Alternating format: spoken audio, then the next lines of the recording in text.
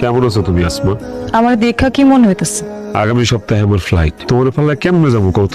বিয়া যখন করতে পারছো তাইলে আর সমস্যা কোথায়? আর কিছু কইবা? আমার কাম আছে। তখন আমার জন্য তোমার সময়ও নাই। তুমি তো এখন আর আমার না। এই কথা তুমি কইতে পারলা আসমা?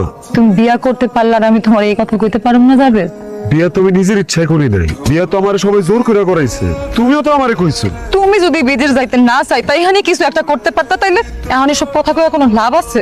যা হওয়ার তা তো হয়ে গেছে। তুমি তো আগে কখনো এসব কথা কও নাই আসমা। আগে কইলে কি করতা? বিদেশ যাওয়ার কথা ভাবতা না? সাবিন, আমি তো তোমার চিনি। তুমি আমারে ভুলে গেছো? ভুলি নাই, ভুলার চেষ্টা করতেছে। কয়দিন পর তো তোমার চেহারাটা এমনিও আর দেখতে পারো না, এমনি ভুলে যাও। চিন্তা করো না। তোমার না খুব অপরিচিত লাগতেছে আসমা। তুমি কি সত্যি আমার ভালোবাসছিলা? আমি কি তোমারে কোনোদিনও কইছি আমি তোমারে ভালোবাসি? তাইলে যে তুমি আমার বিয়া করতে চাইছিলে? চাইছিলাম, কিন্তু বিয়াটা কার হইলো যাবে? কার সাথে হইলো? 2 দিন পরে চলে যাব। পরের মায়াটারে কষ্ট দিও না, অন্যরে কষ্ট দিয়া ভালো থাকা যায় না। আপনার কি শরীরটা খারাপ? আমার লাগতেছে। লাগুক এটাই তো চাই। ওর তো অনেক অধিকার আছে, অনেক হক আছে। আজকে সব আবরাই করে না।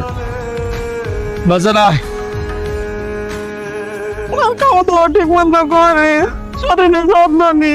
মনে কাইন্দ না, বুঝছো? ঠিক মতো ওষুধ পাতি খাও। সাবধানে থাকিস বলতে। নিজের শরীরের দিকে খেয়াল রেখে ডায়াবেটিস আছে। ভ্যান আইছে, চল জায়গা।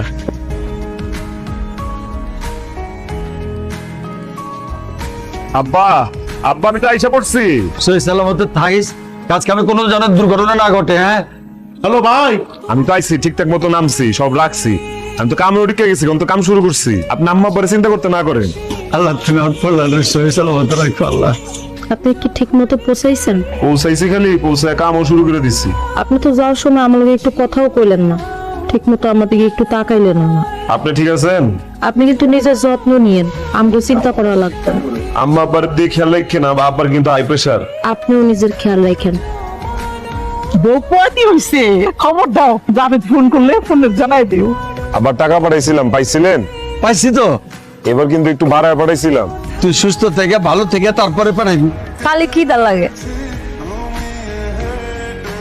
যাবে তো হে, আমি চাচা হইছি। তুই বাবা বসেছে হে বা আমার বড় হইছে। আমি টাকা পাঠাইতেছি, আপনি সবাই করে মিষ্টি নিলাম। বাইরে হইছে ভাই, বাপ হইছে। আমি যাই কোন জায়গায় মিষ্টি লই যা। কি আমার বাচ্চা কেমন আছে? হ্যাঁ, হেতে দাদির লগে খেলতেছে। তো একটা ছবি তুলে পাঠাও আমারে। সে তো খেলায় মশগুল। তুমি তো আছো খালি বলারে নিয়ে, আমার কথা তো কোনো জিজ্ঞাসা না। কোনো ভাবছো আমি একলা একলা কেমনে থাকি? আমি খারাপ আছি না ভালো আছি? আরে কি করতেছো? তোমার কথা ভাবুন না কেন? তুমি আমার বাচ্চার মা। তোমার কি লাগবে আমারে কও, যা আছে তোমার তাই দিম, কও। তোমার তো আছে খালি বড় বড় কথা। তুমি যে খালি পোলারে এটা কিনা দিবা সেটা কিনা দিবা, আমি কি এগুলো কিনা দিতে পারি? আর আমার কথা তো বাদই দাও। তুমি কতদিন আব্বারে কইছো না আমার একটা লাল শাড়ি কিনা দিতে?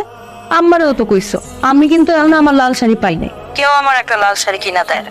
এখানে কি হয় না তোমার কোনোদিন কিছু কই নাই। কিন্তু আজকে না কয়ে পারলাম না।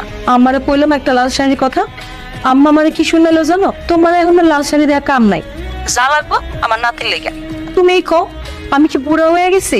আমার জীবনে কি সকাল রাত নাই? তুমি রাগ করো না, আমি তোমার আলাদা করে টাকা পাঠাম। আম্মা আব্বা তো বয়স হয়েছে না, বুঝো না, কত কতই তো কয়। আমি তোমার আলাদা করে টাকা পাঠাচ্ছি তোমার অ্যাকাউন্টে। আবার ভাইজান মাইন্ড করবো না? আমার যদি গালাগালি করে? তুমি তেমন চিন্তা করো না। আমি তাহলে এখন রাই। আচ্ছা, ভালো থেকো।